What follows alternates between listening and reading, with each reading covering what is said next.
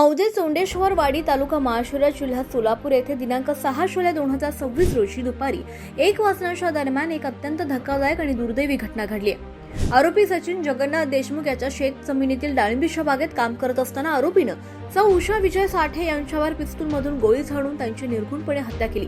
या घटनेनंतर पोलिसांनी आरोपी सचिन देशमुख याच्यावर खुनासह बेटपिगार कायद्याअंतर्गत गुन्हा दाखल करून त्याला अटक केली आहे।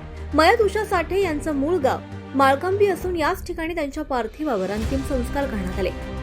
त्यांच्या रक्षा विसर्जनाच्या कार्यक्रम प्रसंगी शिवसेना सोलापूर जिल्हा उपप्रमुख दादासाहेब लोखंडे हे माळकांबी येथे गेले होते। यावेळी स्मशानभूमीत जमलेल्या नागरिकांसमोरून त्यांनी थेट सरकारला जाहीर आवाहन केलं। दादासाहेब लोखंडे म्हणाले की मातंग समाजाची कन्या उषा विजय साठे हिच्या आरोपी सचिन देशमुख यानं गोळी झाडून अत्यंत क्रूरपणे हत्या केली आहे। पीडित कुटुंब हे अत्यंत गरीब आणि भूमिहीन आहे। गेल्या अनेक वर्षांपासून ते आरोपीच्या घराशेजारी सालगडी म्हणून राहत आहे। या घटनेमुळे संपूर्ण कुटुंब उघड्यावर पडलंय।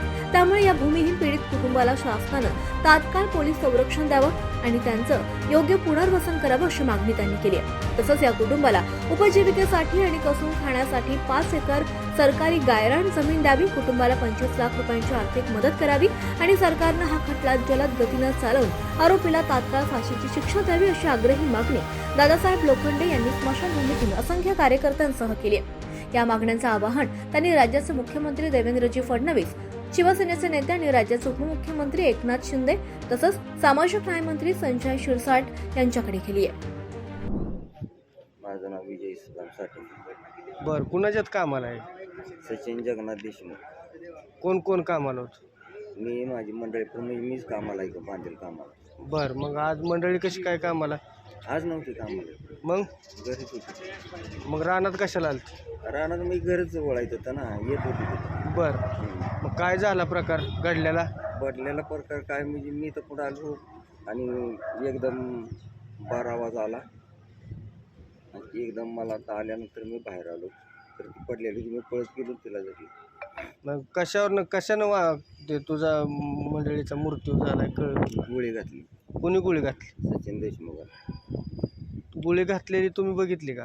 मला 12 आल्यानंतर मी बाहेर आलो। प्रत्यक्षात बघितली का? काय बघितली मी त्यांच्याच हातात त्यांनीच रिव्हॉल्वर बाहेर फेकली होती, त्यांच्यापासून हातातनं फेकली होती। मग तुम्ही विचारपूस केली का नाही त्याला? आम्ही काय विचार नाही, दवाखान्यात उचलायची गडबड केली।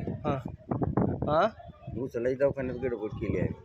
बर, ही काय अंगावर लाल? तिला धरलेलं रक्तम्या धरलेलं त्याच्यामुळे ती सगळ्या अंगाला लागली नाही। आता गुन्हा दाखल करायचा का? करायचं। तुम्ही किती वर्ष झालं ओळखता सचिन देशमुख? सचिनचं माझं संबंध जवळजवळ 30 ते 35 वर्ष झालाय।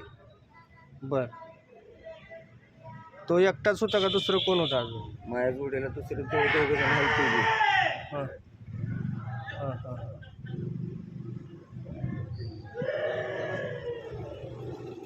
मातंग समाजाची कन्या उषा विजय साठे याची चौंडेश्वरवाडी तालुका माळशिरस जिल्हा सोलापूर या ठिकाणी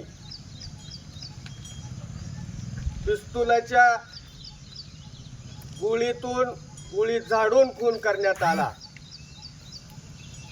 त्या आरोपी जगन्नाथ देशमुख, आरोपी सचिन जगन्नाथ देशमुख या हरामखोराला माझं आज या ठिकाणी सांगणं आहे,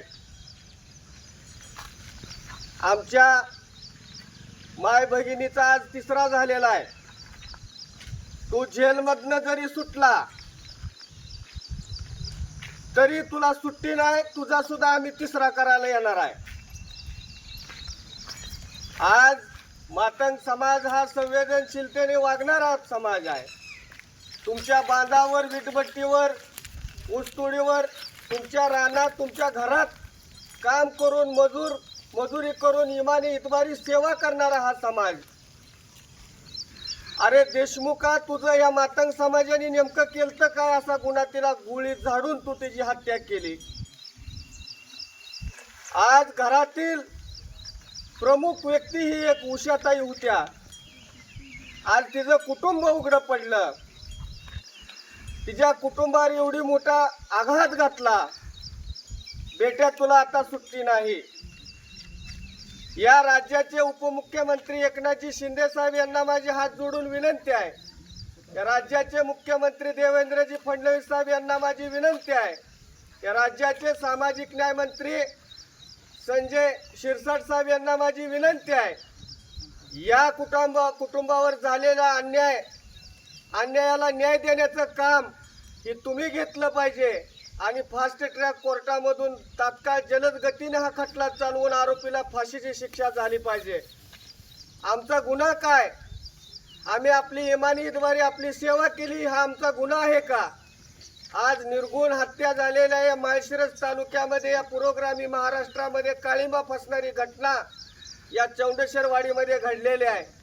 माझं एकच सांगणं आहे की भूमिहीन कुटुंब आहे, त्याला किमान 5 एकर जमीन देण्याची तरतूद करावी.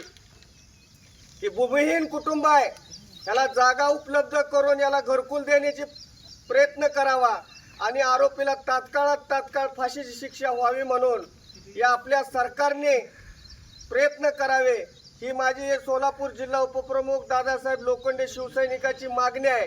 अन्यथा पदाला चिटकून बसणारा मी कार्यकर्ता नाही.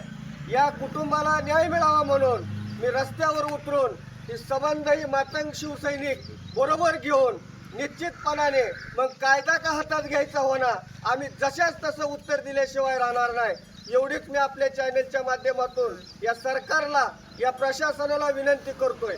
दुसरी मागणी अशी आहे की प्रशासनाला, पोलीस प्रशासनाने या घटनेमध्ये सतर्कता दाखवलेली आहे. यामध्ये आम्हाला दबक्या आवाजातली चर्चा ऐकू येते की ज्या आरोपी सचिन देशमुख यांनी जो रिव्हॉल्वर पिस्तूल चालून गोळी झाडून हत्या केली, तो पिस्तूल त्याचा बाप जगन्नाथ देशमुख याच्या नावावर आहे.